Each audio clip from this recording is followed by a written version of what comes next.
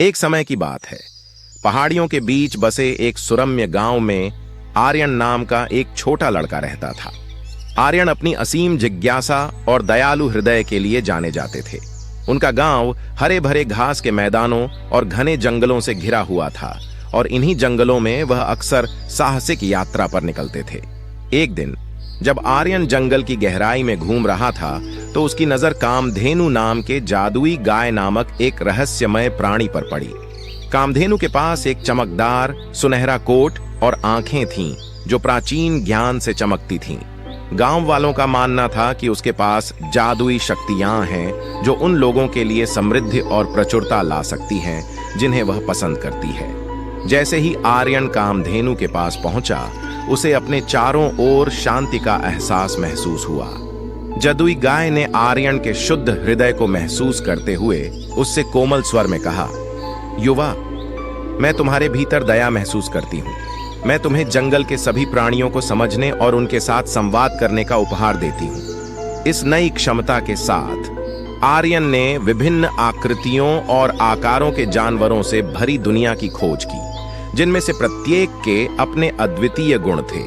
उसकी दोस्ती ओली नाम के एक बुद्धिमान बूढ़े उल्लू, नट्टी नाम की एक चंचल गिलहरी और दारा नाम के एक सुंदर हिरण से हो गई। जैसे ही आर्यन और उसके नए पशु मित्रों ने जंगल के आश्चर्यों का पता लगाया, उन्होंने गांव में एक बदलाव देखा। एक समय संपन्न रहने वाला समुदाय कठिनाइयों का सामना कर रहा था। फसलें खराब हो रही थीं और ग्रामीण अपनी जरूरतें पूरी करने के लिए संघर्ष कर रहे थे। आर्यन को अपने लोगों की मदद करने की गहरी इच्छा महसूस हुई और उसने मार्गदर्शन के लिए कामधेनु की ओर रुख किया।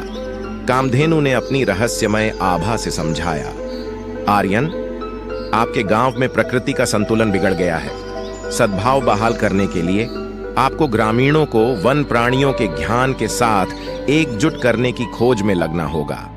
अपने गांव में समृद्धि वापस लाने के लिए दृढ़ संकल्पित आर्यन कामधेनु, ओली, नट्टी और दारा के साथ ग्रामीणों और मनमोहक जंगल के बीच की दूरी को पाटने के लिए यात्रा पर निकले। जैसे ही वे गांव में घूमने निकले, आर्यन ने ग्रामीणों को प्रकृति के साथ सह अस्तित्व का महत्व सिखाने के लिए जानवरों के साथ संवाद करने की अपनी नई क्षमता का उपयोग किया। उन्होंने सभी जीवित प्राणियों के परस्पर जुड़ाव पर जोर देते हुए वन प्राणियों की कहानियां साझा की। शुरू में संदेह करने वाले ग्रामीणों को जल्द ही आर्यन के शब्दों में गहन ज्ञान का एहसास हुआ। उन्होंने भूमि और उसके निवासियों का सम्मान करते हुए टिकाऊ प्रथाओं को अपनाना शुरू कर दिया।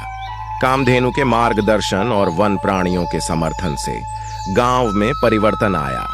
फसलें लहलहा उठीं और एक समय संघर्षरत समुदाय फल फूल गया। तो दोस्तों, जाते जाते लाइक और सब्सक्राइब कर दो।